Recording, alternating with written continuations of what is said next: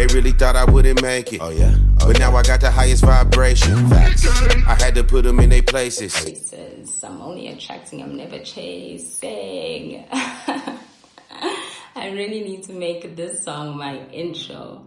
Hey guys, welcome back to my channel. It's your girl Ola Yola, and this is the channel of healing with a dash of humor. If you are new here, I bring awareness to narcissistic personality disorder, do reaction videos and true crime videos. Now before we begin, please don't forget to like, comment and subscribe. I know you're somewhere. I'm in such a good mood today. God is great. God is great. Oh, and happy Workers' Day, everyone. I only post on Mondays, Wednesdays, and Fridays, so I will work on Workers' Day for you. Today we'll be talking about forgiving the narcissist. Remember, when dealing with a narcissist, their aim is to victimize you. It's to put you through agony, confusion, mislead you, and ultimately control you. I'm no expert, but I've dealt with enough people with the narcissistic personality disorder to know not to view myself as a victim, but a survivor. Nitpicking at everything they do or say to or about you will only fuel whatever it is they're trying to do. It will only give them supply. So the best thing to do is to observe and be silent. Accepting you are not a victim removes focus from the narcissist and their actions. You can now self-reflect, accepting that you cannot control anyone. The only person you can control is you and what you choose to do going further. Sometimes a person's biggest enemy is themselves.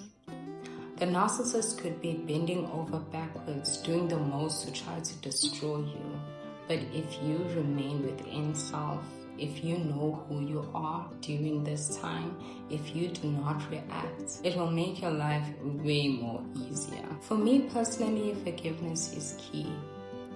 It doesn't have to be immediately. You can do that in your own time. But when you reach that time, you will release yourself from the grip of the narcissist. That's when you allow peace to come into your life, accepting what is and moving on. That's the first step of releasing yourself from bitterness and anger. The second step could be going for therapy. It's one thing to carry the baggage of hurt and go through it, but it's another to carry that same baggage of hurt into a new friendship or a new relationship. The Bible teaches us forgiveness, and the same God you kneel down to ask for forgiveness, that's the same God the narcissist and many other people kneel down to ask for forgiveness. And the same God teaches us to love one another as if we love ourselves. Love thy neighbor as you love yourself. And once you kneel down and ask God for, you'd want for the next person, right? So with all the things you went through with the narcissist, all the trauma, all the fights, the humiliation, the blame, it would be best to handle it with love. I've said this in my other videos before. Sometimes God allows things to happen. Sometimes God allows bad things to happen. Not to hurt you, but to shape you and to mold you into the person He wants you to be. A lot of people who have went through narcissistic abuse would rather be silent because of the fear of other people not believing their story, the fear of being judged, the fear of being called crazy, and the fear of them knowing the narcissist as a totally different person to what you explain the narcissist to be. I came across a video on TikTok that explains exactly what I just said. Let's take a look. Well, this could apply to an ex, a friend, a family member, anyone, whatever form of narcissist you may have in your life, right? Ladies, if your ex is out here running a nasty smear campaign against you, here's how you handle it like a boss. First of all, you are to ignore your ex and his smear campaign, and you are to treat him like a peasant. And the way that you treat a peasant is like he's beneath you. You don't give him no energy. You don't give him no attention. Here's why he's smearing your name. The reason why your ex is running a nasty smear campaign is because he knew from day one that he was going to sabotage the relationship. See, he was competing with you, and he had to lie to you to get attached to you in order to control and destroy you. But at the same time, in a weird, crazy way, he doesn't want to lose that control. He just wants to break you down to nothing. And the way that he breaks you down to nothing is to bring another woman into the situation to humble you and to make you submissive. And he will also call on the assistance of his toxic family members and his inner circle of friends. Pay attention. See, what you don't realize is he's so threatened by you. He's so jealous and envious of you. He has to gossip about you from the moment he meets you. See, the smear campaign didn't start the time that y'all broke up. No. That smear campaign has been going on from day one. The whole relationship, he's been talking about you behind your back. He's been telling y'all business, y'all personal problems to his mama, sister, auntie, female cousin, baby mama, side chick, whoever will sit up and listen. He runs his fucking mouth. He's been smearing you and destroying you from day one. And you have to understand that is his insecurities. That's the weakness inside of him competing with you. And he has to win this imaginary competition that he's created with you by any and all means. He has to destroy you.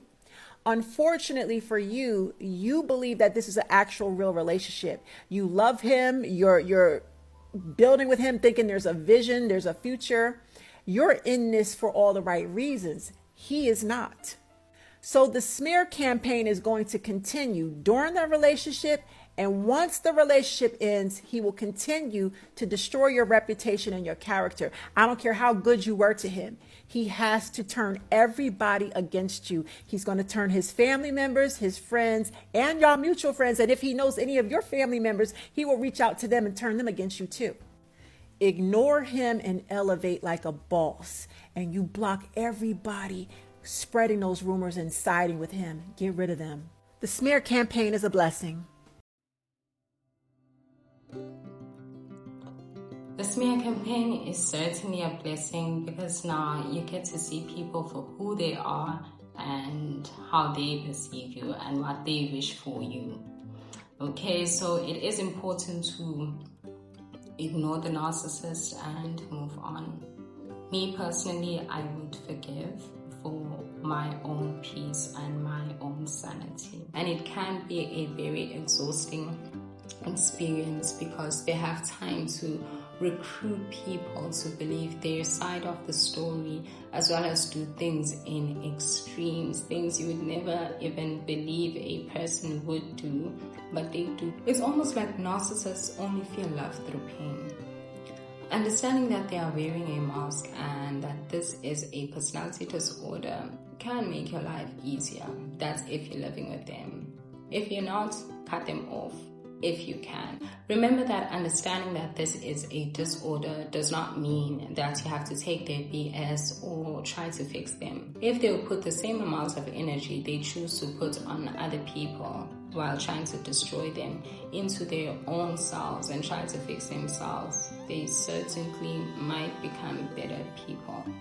And I don't understand why that never crosses their minds. We've come to the end of the video. Thank you so much for watching. Please don't forget to like, comment, and subscribe.